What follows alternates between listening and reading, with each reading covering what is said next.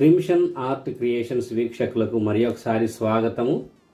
గడిచిన ఎపిసోడ్లో నేనేమడిగానంటే, పుట్టినప్పుడు పెద్దదిగా ఉండి పెద్దయ్యే కొద్దీ చిన్నదైపోతుందని చెప్పాను. అది కొవ్వొత్తి. ఇవాళ నానుడి పదానికి వస్తే నిట్టాడి కూలినట్టు అంటారు. నిట్టాడి కూలినట్టు అంటారు.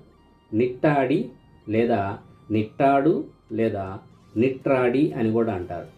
నిట్టాడి అంటే గుడిసెలో మధ్యలో ఒక నిలువు స్తంభం ఉంటుంది. ఈ గుడిసె పైకప్పు అంతా కూడా దాని మీద ఆధారపడి ఉంటుంది. ఒక్కసారి కానీ ఈ నిలువు స్తంభం కానీ కూలిపోతే ఇల్లు మొత్తం కూలిపోతుంది.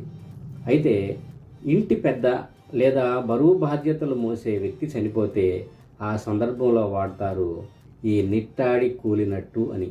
అంతే కదా మరి, అంతేగా.